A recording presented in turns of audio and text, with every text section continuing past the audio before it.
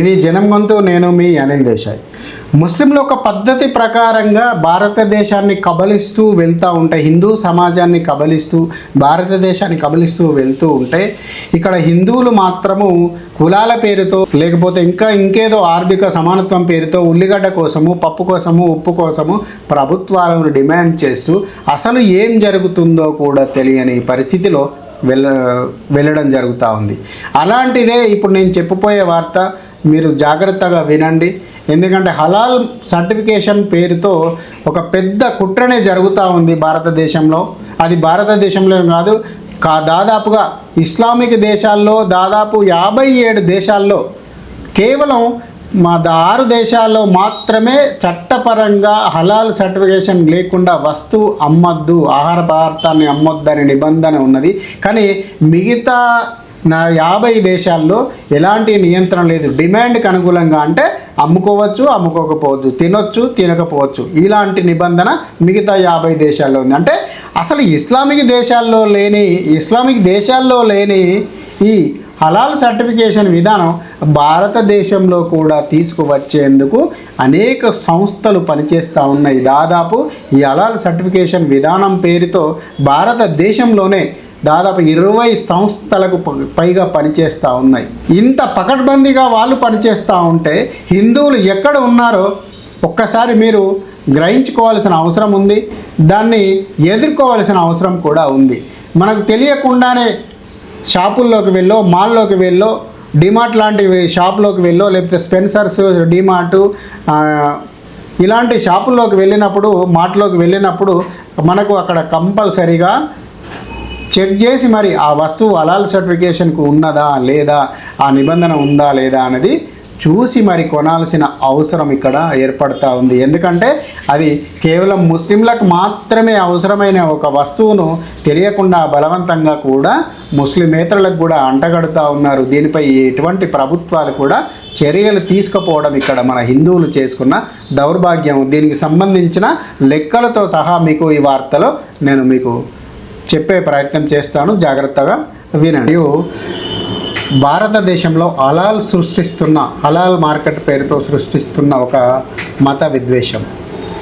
ముందుగా జనం గొంతు యొక్క వీక్షకులకు ప్రత్యేక విన్నపం.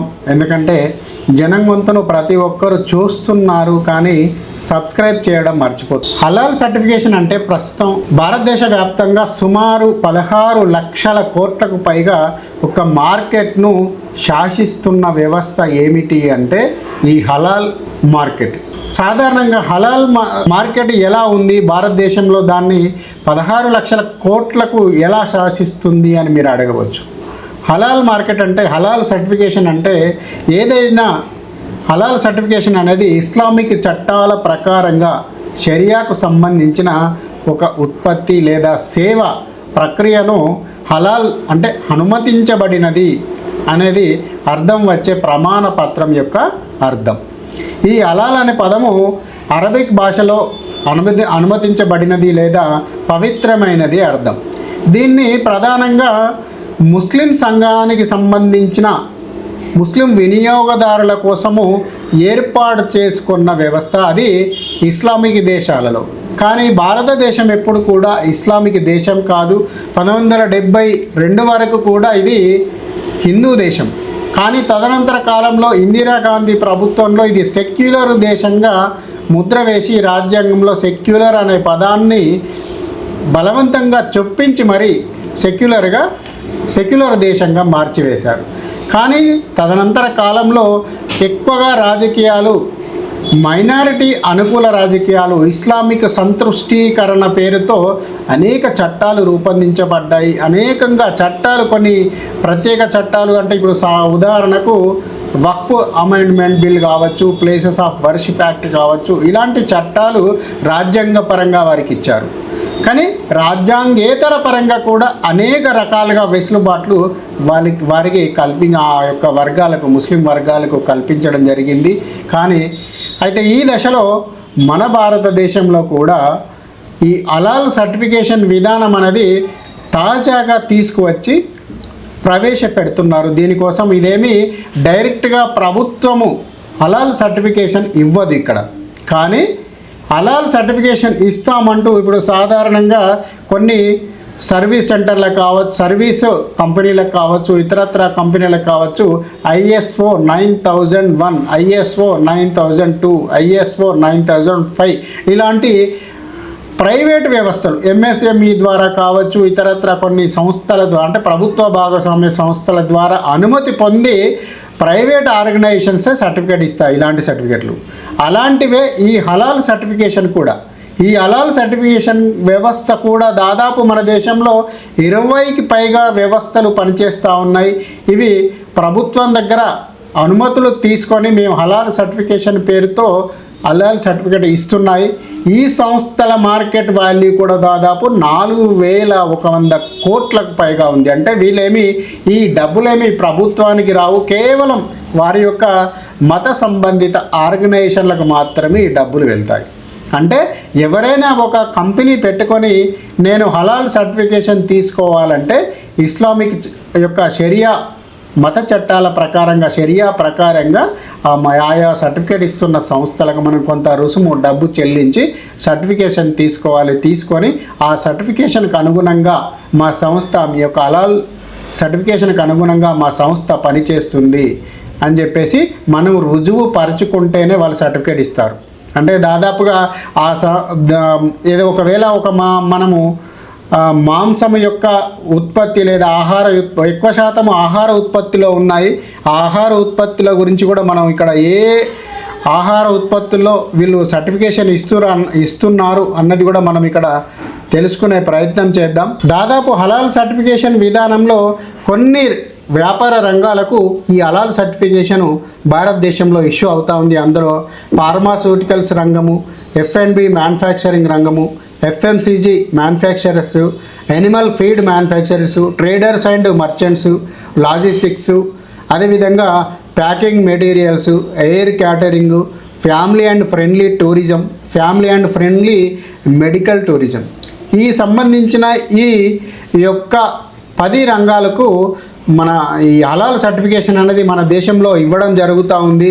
దాదాపుగా కూడా ఈ సర్టిఫికేషన్ రంగంలో 20కి పైగా ఈ సర్టిఫికేషన్ ఇస్తున్న సంస్థలు ఉన్నప్పటికీ ప్రధానంగా ఈ సంస్థల్లో ప్రధానమైనవి దాదాపుగా మనం అవి కూడా మాట్లాడుకుందాం.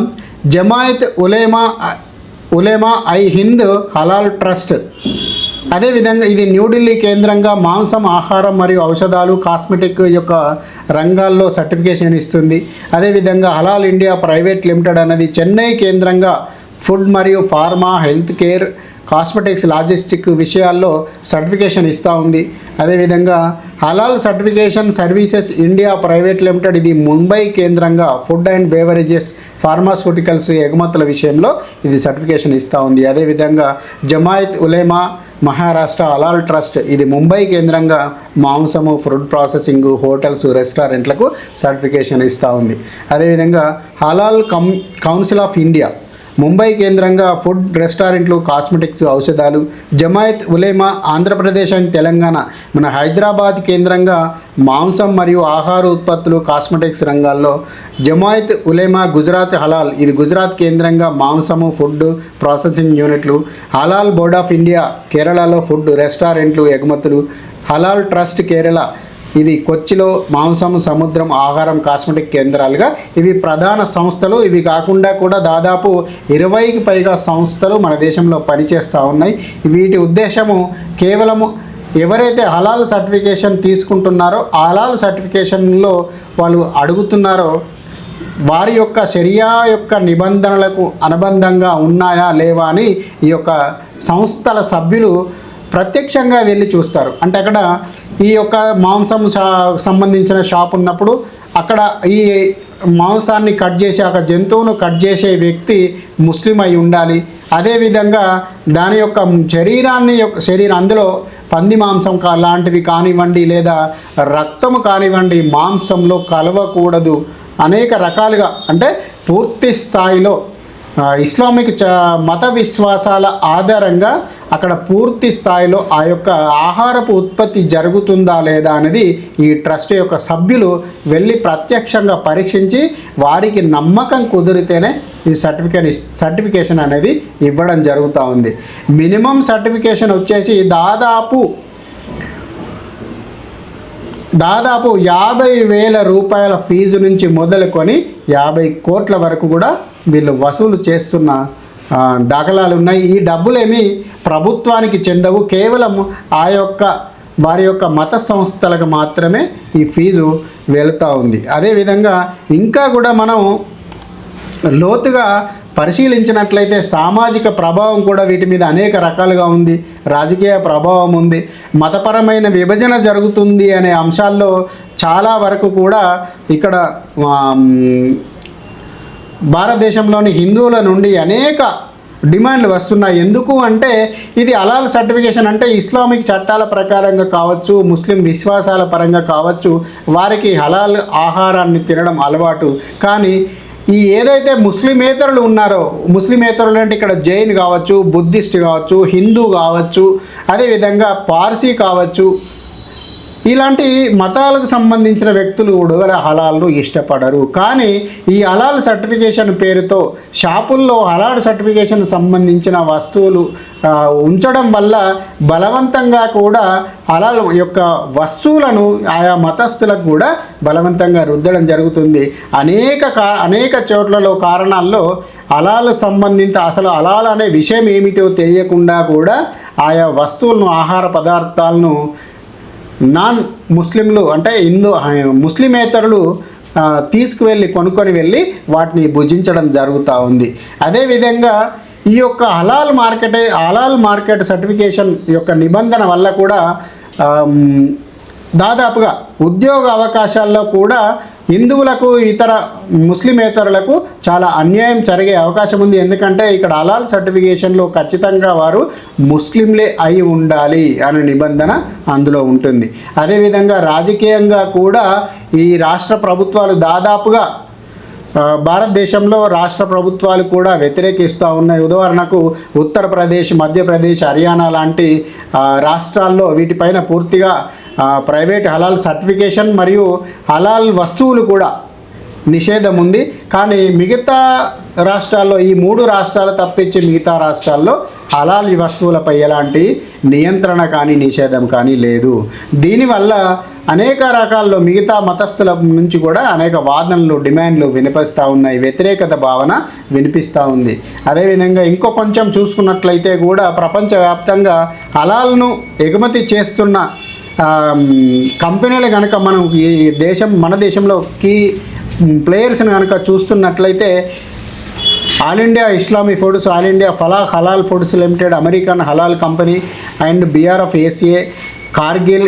ప్రపంచవ్యాప్తంగా కూడా మనం ఒక హలాల్ సంబంధించిన మార్కెట్ వాల్యూని మనం చూసినట్లయితే చట్టాల పరంగా అంటే కంపల్సరీ హలాల్ సర్టిఫికేషన్ లేకుండా మా దేశంలోకి నాన్ హలాల్ వస్తువులు, ఆహార పదార్థాలు రావద్దనే దేశాల్లో సౌదీ అరేబియా మరియు ఈజిప్టు, ఇరాన్, ఇరాక్, నైజీరియా దేశాల్లో కంపల్సరీ, తప్పనిసరి.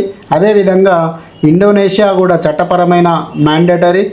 అదేవిధంగా పాకిస్తాన్, బంగ్లాదేశ్, ఇండియా ముస్లింలు అనేది తప్పనిసరి కాదు. యూరోప్లో కూడా, యూరోప్ లాంటి దేశాల్లో కొంత అక్కడ ఇప్పుడున్న పరిస్థితుల్లో ముస్లిం సంఖ్య బాగా పెరగడంతో వాళ్ళ యొక్క షాపుల్లో కావచ్చు, దుకాణాల్లో కావచ్చు, కంపల్సరీ తప్పనిసరిగా ఈ హలాల్ యొక్క వస్తువులను డిమాండ్ కోసం ఉంచడం జరుగుతూ ఉంది. దానికి ప్రభుత్వం కూడా అనుమతి ఇచ్చింది. అంటే అమ్ముకోవడానికి మాత్రమే అనుమతి, కంపల్సరీ అని కాదు, తప్పనిసరి అని కాదు. కాకపోతే మార్కెట్ డిమాండ్ కారణంగా అక్కడ యూరోప్లోని మార్కెట్లలో హలాల్కి సంబంధించిన వస్తువులు లభిస్తున్నాయి. అదేవిధంగా దక్షిణాఫ్రికా, ఉజ్బెకిస్తాన్ ఇలాంటి దేశాల్లో కూడా కంపల్సరీ చట్టపరమైన అనుమతులు అనేది కూడా వాళ్ళ ఆ దేశాల్లో నియంత్రించడం జరుగుతూ ఉంది. అదేవిధంగా ఇక భారతదేశానికి వస్తున్నట్లయితే భారతదేశం అనేది ప్రపంచంలోనే 2వ ముస్లిం దేశం. ఎందుకంటే దాదాపు 20 కోట్ల మంది ముస్లిమ్స్ ఉన్నారు. కానీ 20 కోట్ల మంది ముస్లింల కంటే ముందు 120 కోట్ల మంది ముస్లిమేతరులు ఉన్నారు. ఈ 120 కోట్ల మంది ముస్లింలేతరులకు కూడా ఇప్పుడు హలాల్ సర్టిఫికేషన్ పేరుతో, హలాల్కు సంబంధించిన సర్టిఫికేషన్ పేరుతో హలాల్ ఆహార పదార్థాలు బలవంతంగా రుద్దడం జరుగుతూ ఉండి దాదాపు వారికి తెలియకుండానే హిందువులకు, క్రిస్టియన్లకు, బుద్ధిస్టులకు, జైన్లకు వీరెవరికి తెలియకుండానే హలాల్ యొక్క ఆహార పదార్థాలు తిని తమకు తాము ద్రోహం చేసుకుంటున్న సంఘటనలు ఎక్కువగా కనబడుతూ ఉన్నాయి. ఈ యొక్క విషయాలపై ప్రభుత్వం నియంత్రించాలనే వాదన కూడా ఆయా వర్గాల నుంచి వస్తున్నట్లుగా మనము గమనిస్తూ ఉన్నాం.